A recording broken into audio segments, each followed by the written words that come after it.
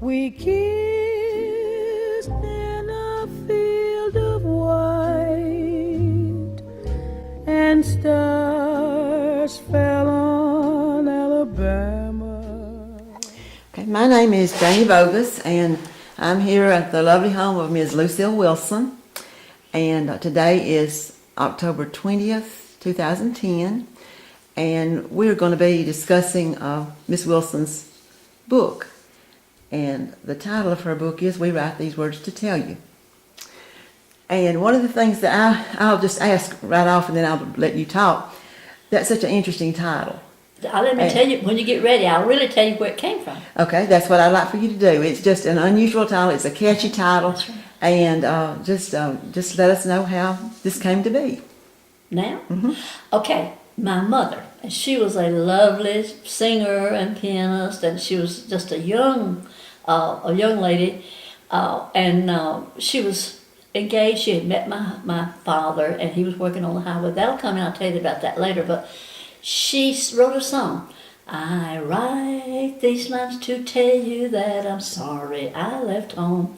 And then my little girl, that's the name of the song. My little girl, you know I love you. And then, but she started off with, I write these lines to tell you. So when my sister and I started talking about our book, we talked about a title. And we said, hey, this is really, Mother's the primary person in the book. Mm-hmm.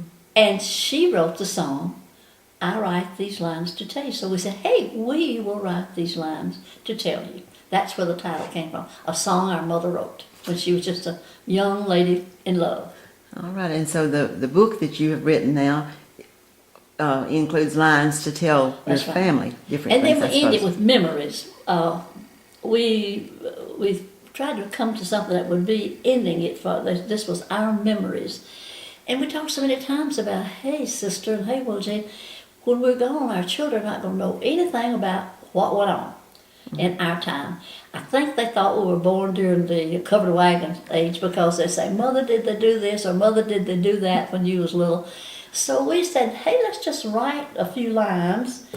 And so through about maybe 3 years off and on, we'd get together 2 days and a night or something like that. And I would write at my house, she would write at her house, and we'd get together and we'd laugh and we'd cry. We would mark off some and add some, and little by little we wrote these lines, memories. So how would you describe this book to someone that had never seen it or had not heard of it? That it is it's autobiography instead of just a biography. It tells Mother's our primary character in this book, which is true. She was the primary person in our life. Every morning, the four of us would go out to play, and we'd have our playhouse and all of that. And Mother was always the grandmother, and she'd bring her sewing. She's always sewing and singing. She'd bring her sewing, and she'd sew while we played. Then we'd go back to the house and fix something to eat real quick. She didn't believe in wasting time cooking stuff that took a long time. We'd eat something real quick. Then we'd play, and she'd play with us. She was with us in all the things that we did. But then from that, we moved, we tried, things had really gotten so bad, and Daddy didn't have any work then, so we thought, well, we would try Alabama.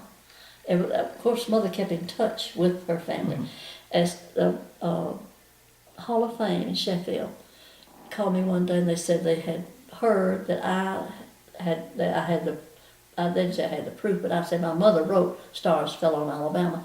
I said, yes, she really did. I said, we lived in the woods. That there was no radio. I certainly wasn't a television anywhere. She'd never heard the song. And they said, about what time was that? I said, I would say 1932 or 33. That's right, he said. And I remember her singing, Stars Fell on Alabama last night. I can just hear her voice saying that, and tears would run down her cheeks. She wanted to come home and visit her family. And stars fell on